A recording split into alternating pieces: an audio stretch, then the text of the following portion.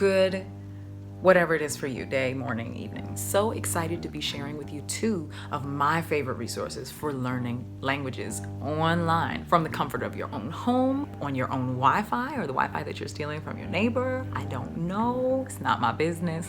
FluentU and Yabla. Okay. This is that, I hate his motorcycle. This is a small town, and I don't understand why the motorcycle has to be so loud or why he has to come right when I am recording. It just doesn't make sense. So, if you don't know, FluentU and Yabla are online computer-assisted language learning services that provide subscribers with an extensive array of both audio and video content, vocab drills, and quizzes with which to hone their language skills. At the end of this video, we're also going to take a look at some lesser-known resources you might find interesting. Don't forget to comment below and tell us which ones you prefer. As you can see, FluentU offers 10 languages in addition to English for Korean speakers, English for Japanese speakers, and English for Spanish speakers. Yabla offers fewer languages: Spanish, French, German, Italian, Chinese, and English. That's still a lot, but you know, it's no Japanese, no Japanese. It made me very, very, very, very sad. Very, very, very, very bukaishians. And I'm just kind of like, what are y'all doing? Because the amount of language learners that are learning Japanese, it's just like, I'm not sure what y'all trying to do there. But it's okay. It's okay. It's okay. I believe in you. I have seen great things from you already, and I know that you're going to offer Japanese in the future, Yabla. I know this. So let's see how these websites actually get you to where you're going. Before I say this, I gotta come, bring it in. None of these websites, none of these apps, none of these books is gonna do the work for you. You gotta do the work for you, right? But these are excellent tools that could help you and at least make it more interesting. I really believe, especially for a long-term study, that you should mix it up a bit. You know, have songs, podcasts, news channels, and movies and dramas and newspapers, commercials, like anything you can get your hands on. And so I highly recommend that you take the time, sign up for both of these trials and see if you like either of them. If you hate both of them, come back and tell us how you feel. Tell me something good. All right, both of these sites, sadly, this is something I absolutely despise. The voice is like robotic. 他总算也算是个留学生嘛。 That is such a huge turnoff for me. I hate the robot voice that some apps use. I just rather not hear any voice. I know it sounds crazy, but like, I don't want to hear that. It doesn't help me. No. When it sounds robotic at a regular pace, I am not pushing that turtle button, man. I'm not pushing that turtle button or that snail button or whatever you got that says slow me down so you can hear me clearly. It's not clear now. It ain't gonna be clear after I push that button. Overall, I prefer the design of Yabla. It's just, like I said, smooth, real smooth, like grown and sexy, kind of smooth. You know, I really liked that. But FluentU is excellent as well. I actually prefer that FluentU makes it easy for me to see the key vocab under any video, you know, before I review it. And I can just click on that little box there and move that word over into a deck of flashcards that I can review for later. Now, it's also pretty easy to do this in Yabla. It just is a little more straightforward in FluentU, I think. Yabla look a little, you know, I don't want to call y'all lazy because that's not ridiculous. I can't, clearly you guys work very hard, but the way that the vocab for a video pops up in the beginning of Yabla just is kind of like, okay, this is just a pop-up, and it's just not as thorough as I think it was over on FluentU. So why do I like Yabla more?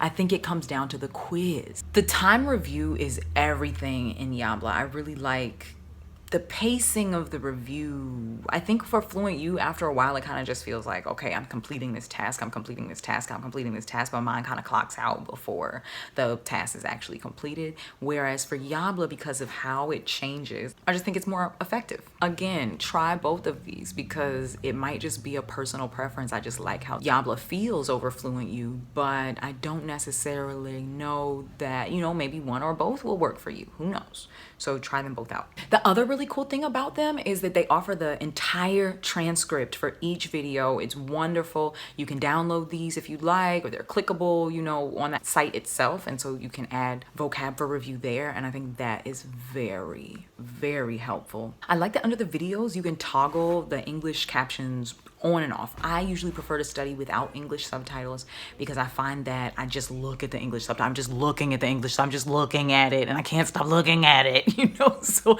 I like to turn that off, and I like that they allow you to do that. Let me tell you about the game part of I just really like that they use the word game. You know, who doesn't like to play games? Who doesn't like to play games? Right under the video, you can just click. You can just click this game button, and there are a couple of tools for you that I don't know. Once again, I just really like it. I like Yabla, guys. So who is the winner here? I'm not gonna lie, y'all, it's a tie. Okay, I hope I didn't disappoint nobody. It's a tie for me because as much as I love how smooth, I love how smooth Yabla is. I really love the games they offer, and I love the timer on the review section. It doesn't have Japanese, and I really do feel that that's a big no-no for me. You gotta have why don't you waste some of me, yo? Okay. 我就想知道你为什么没有这个语言。To be honest, I guess there aren't really huge differences between these apps. Not for me, at least. Yeah, but it's a tie. You know, FluentU has Japanese, and that's what I want to learn right now. So that's where I'm gonna be. But you'll probably find me on Yabla too, because it's just so much fun. Oh my God. Think of all the addictions to have. Language learning is really, oh my goodness. So yeah, man, it's a tie for me.